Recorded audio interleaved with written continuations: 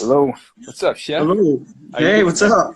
Hey, glad you figured it out. I didn't know if you were gonna be able to get it or not. Oh, come on. I might be a comfy bumpkin, but I do know a little bit. So we're going live right now. Okay. It's very easy to do, and I'm sure more people will drop in as we get going. But this will also be able to be saved, so this will be available on the page for people to reference Sweet. after the fact, which would be good. So why don't we just get started? It's noon, so within the scope of what we're talking about, I kind of went over it with everybody. How we can think about food and cooking and how that affects our daily lives within the pandemic that we're in. So why don't we get started with just a little bit of information about you? So what do you do, etc. Just a few bits of info so people who don't know you can know you a little more. Well, I'm the sous chef of Wolf Ridge Brewing, the PM sous chef. Graduated from Johnson & Wales University in Culinary Arts eons ago, and I've been doing it ever since. Am a former Marine, been to 29 different countries, seen the world, and lived on a farm my whole life. So I know about sustainability and living off the land, hunting and fishing. And, when I was younger, I took all this for granted. But now as I get older and especially the situation that we're in now, all that knowledge that I've stored away is coming into the forefront. So Yeah, absolutely. And I think that's an important thing to recognize too, having those skills, those life skills, and then understanding, how you can conserve and survive is important, because you never know when this is going to happen. Obviously, this caught us off guard here. Yeah. So yeah, that's kind of why I wanted to reach out to you, because obviously I've known you for a few years now, and I've gotten to know about you and your history, and I think you'll provide a really good, unique take on how or what people can do in their homes as it pertains to food to kind of make their lives a little easier, save some money, and just kind of feel better about what they're doing. So essentially how this is going to go, it's going to just be a light guided discussion. Anything that you want to talk about, please feel free to, but I just have a couple questions that I figured would be pertinent for people to know, because a lot of people don't have these skills. So easy, attainable methods that people can utilize in their daily lives. So let's go ahead and start with the first one. And I think this is a big one for people is what are some ways, and they can be general or specific, that you can keep fresh produce fresh longer, or how can you keep it longer rather? Okay.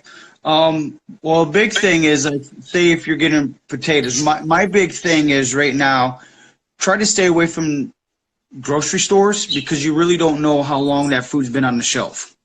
Yeah. Especially produce, and a lot of produce, it gets coated with wax or, herbicides and stuff like that.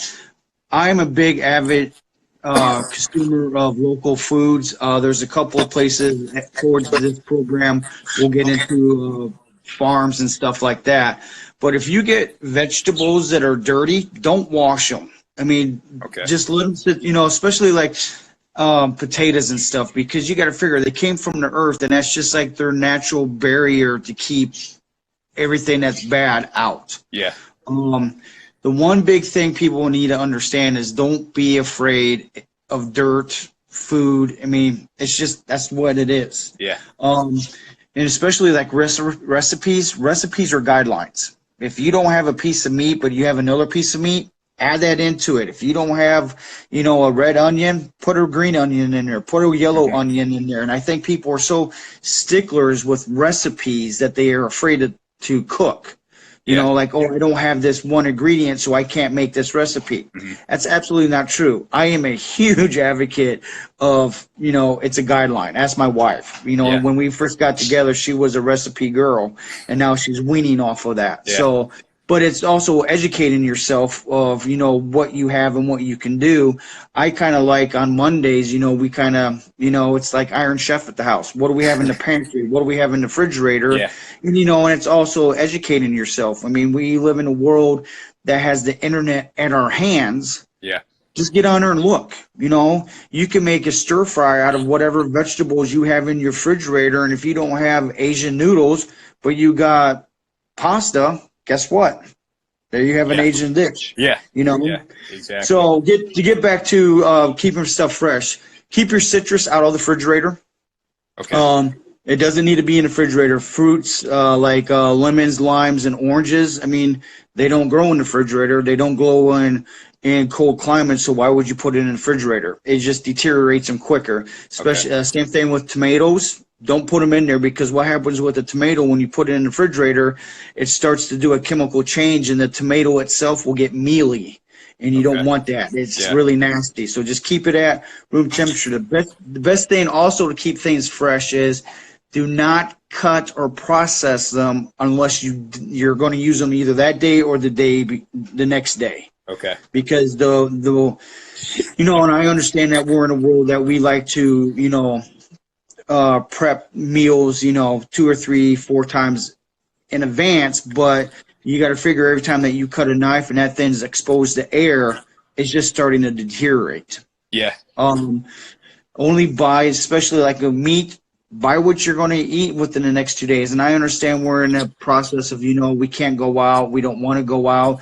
It's fine to freeze stuff. Meat, if you take meat out of a package that you buy, wrap it up in some wax paper, then saran wrap it and tin foil it, label it, put it in the freezer. It'll last you a while. Yeah. And then you can take it out when you want. It's not going to get freezer burnt, you know, within a week or so. So. Okay. Awesome. So, and then like veggies, like would you recommend putting them in the refrigerator? Like just most of your veggies should go in your bottom crispers, because it's in an enclosed environment, and it's a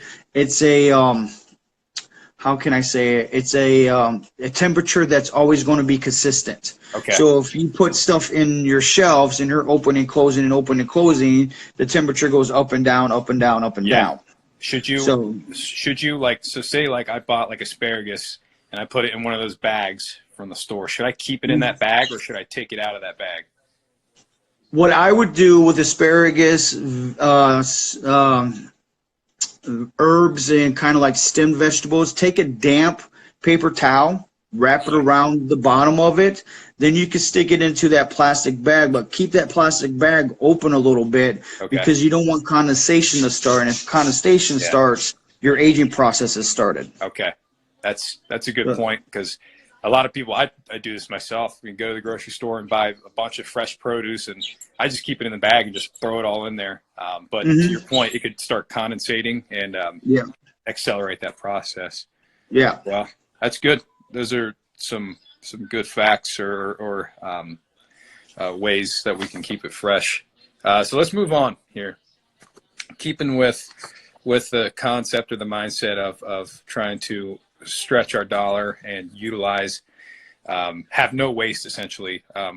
What are some small ways, again, specific or general, that we can use, you know, like scraps from veggies, like stems or leaves or bones from meat? What are some ways that we can repurpose that so we don't just waste it? This is probably my favorite part of cooking in general. I love using, as you know, I love using food scraps. So let's say you buy a head of broccoli and you cut off the florets. What do you do with the stem? Most people throw it away, right? Yeah. Well, you could peel that. You could turn that into soup. You could shave it really, you know, cut it really, add it to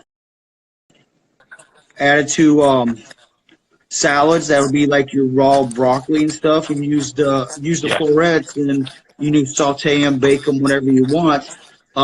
You can use it, make your own veggie stock. You could add it to your chicken bones, your meat bones. I mean, bread.